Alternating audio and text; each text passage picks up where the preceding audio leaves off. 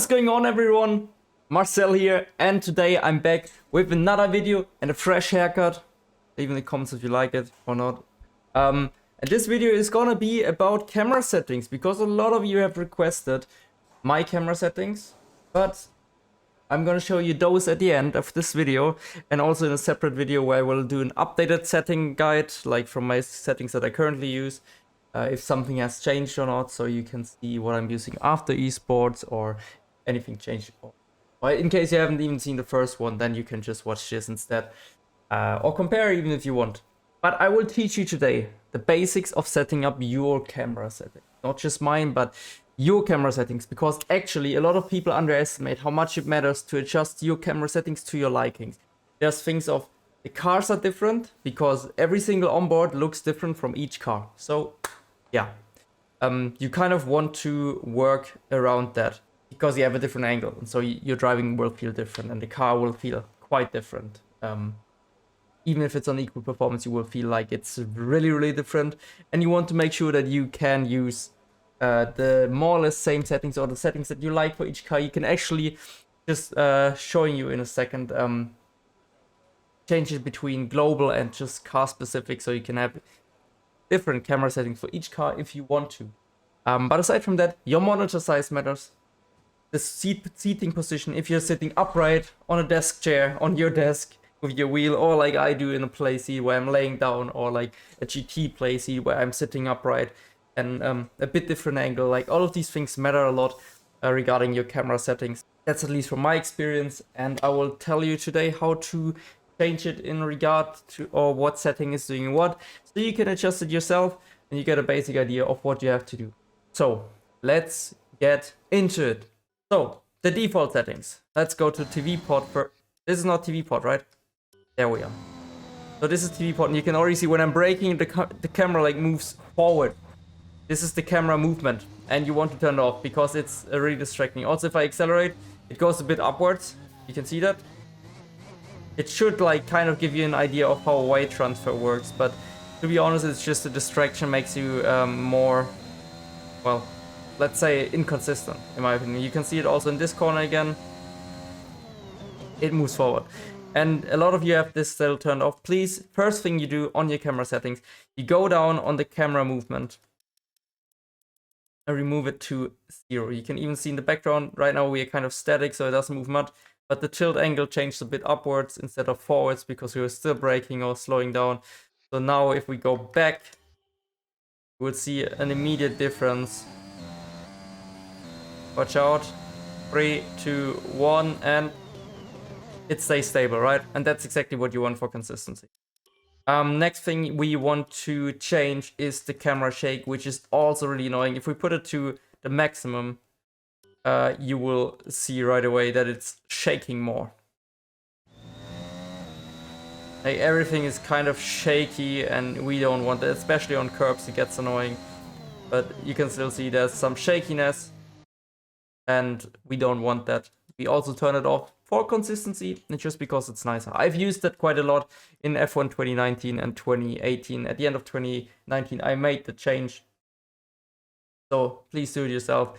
It is really beneficial. We are going to do the same thing on the TV port offset, of course. The movement you cannot change, it's already fixed, but you don't want any camera shake.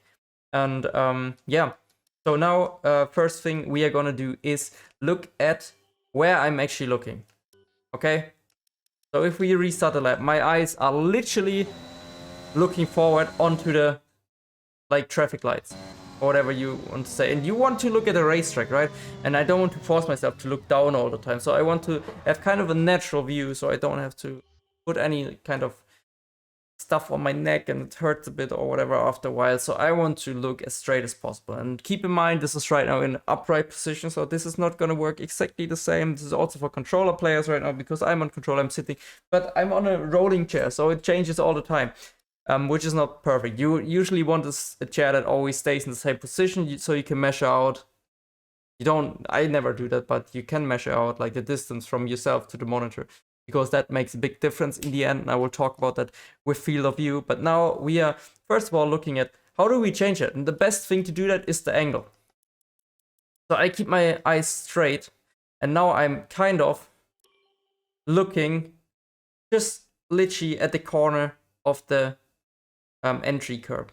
So if I move my eyes a bit to the right, I look perfectly straight onto the curb that I am aiming for into the corner. And that's what you want. You don't want to move too much up, down, or whatever. Of course, there are elevation changes, but if there's a straight line, you kind of want to look ahead, right?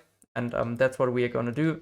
So now if I would take this corner, I'm looking into the curb and then into the next thing. And this is actually perfect. Now, what I don't, for example, like on this year's game, the head motion from the helmet is too much.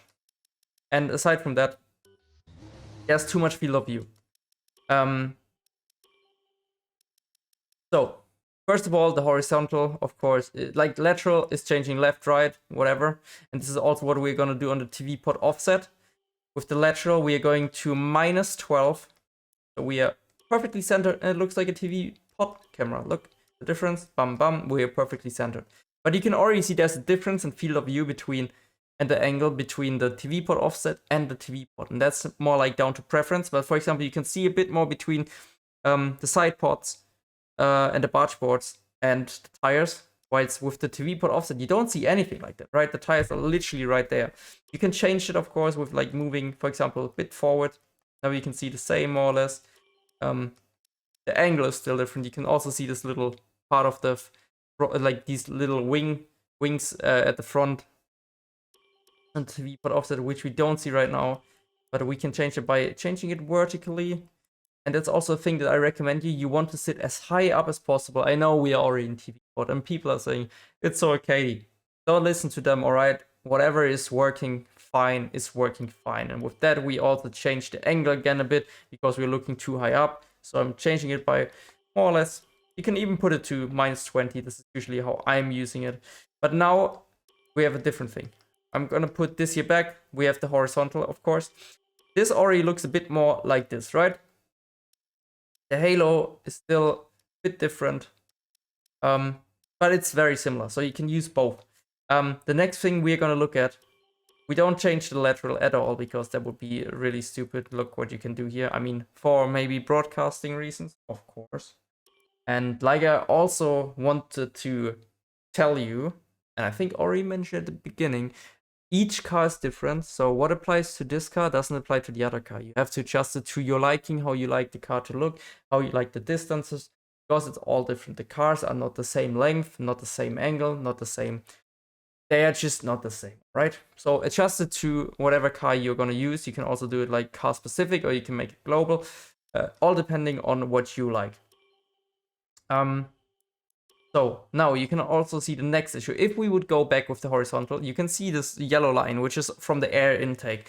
And you can quickly fix that if you put this here, the near clip plane to 20. Always put it to 20. Also here, also here we're gonna do the same, because on 20 you can see it at least, just so you can play around with that. Then mirror angle, for example, right now does not work a lot because it's looking up into the air, but we will wait until we finish everything. With the horizontal, we will leave it on 0 for now. The most important thing about camera settings is the field of view. Camera shake and field of view, in my opinion. Because with field of view, if we go to the max, let's just put it to the max quickly, you can see a lot. You can literally, the car looks so huge. It looks like it's Starship or something from Star Wars. And if we drive, it looks rapid. Like, look at this. Let me quickly get a somewhat launch, activate DRS. Oops. Hey, what am I doing? I'm doing the same thing all over. But you can see how fast everything seems, right? And you will probably miss a corner doing that. Yeah, because everything feels so distorted and not right. This also looks a bit like an ultra wide now to you. But I'm on a 27-inch monitor. If we do the opposite, everything is zoomed in like crazy. But you will see how slow it goes. Watch out. Go back. Look how slow this seems now. I will just flashback here so you see the speed. We had 300 and it seems super slow. So with the field of view, you can really change how you feel about these things. And we actually make the corner. Of a missed apex, but I'm on controller. Please excuse that. But you can see everything seems super slow, even though we are going right now 300 kph. So the sense of speed changes. regarding your field of view settings. And field of view settings, you can put them to -20 to make it as slow as possible, of course, no matter how close you sit to the monitor. But usually you would calculate that with like your eye distance, which you can't in the F1 game properly because the values are -1, 2, 3, 4, 5, 6, 7, 8, 9, 10, and not in distance, angle, or centimeter. I mean degree or centimeter. Which is a bit tricky. But you can work around it. Like you can see what feels fine to you. It's mainly a feeling kind of thing. I think Brandon Lee actually uses positive field of view, which I don't recommend, but I guess Brandon would. He has his own explanation for that. But in general, most people use negative field of view because it slows down what happens on track and just makes it easier for you to see what's going on. So usually I have it on -10 and F1 Esports I have it on -10, but let's take -15 for now. I'm sitting really close to the monitor, so I actually don't need it that much. I can probably have it on -5. Also, all depends on the tilt angle of your monitor. Yeah. Let's have it on -10 for now, or -15, just to play around with it. Now, for example, if you would like to see the tires, like the tire edge from the lower part, you have to adjust the camera a bit regarding the horizontal, but then you see the near clip plane and we cannot adjust it anymore. So what we would need to do is actually stick with this, or lower the vertical a bit, and then the horizontal. But even then, it's nearly impossible. It's all down to the field of view, and this is down to the Red Bull. In a McLaren with these camera settings, for example, we would perfectly see everything. So yeah, you have to adjust everything to your liking. If we change the field of view again a bit, you can see now with -7, we see the higher edge, which is actually quite nice. I like that a lot. And on my TV port offset, we have that a lot. Like, if we now try to change this here, like, or you can already see the angle of the camera is adjusted exactly to how it is on the TV port offset. You can see there's basically no difference. It's literally just more zoomed in now because of the field of view. And we can achieve that the same way, but the field of view works in a different way. When we change the field of view, you can also see the angle changes, because we have more of an angle on the TV port offset than on this one. On this one, we are looking further ahead. On the TV port offset, we are looking further down. So also for this, let's quickly change the field of view so we have it a bit more similar. I think this is actually quite nice, similar. So now what we are gonna do is change the angle, make it a bit more upwards. On this one, like -7. I think this is already pretty similar. Might have to just a tiny bit. Now it looks like this. You can also see there's a little bit of a fisheye effect. Like the car looks wider for some reason on the TV port offset. Like you see the car body looks wider. Also the mirrors and everything. So there is a difference between the two cameras. And one big difference that there is, and I will show you that, is there's less camera shake, no matter what, on the TV port offset. 100% convinced about that, and I will show you why. So now let's see. Are we close to it? The angle is different. It's just like this fisheye effect, but the camera more or less looks the same, right? I think we still need to go a bit higher on the TV port offset. That's vertical. Maybe. That looks really similar. Maybe.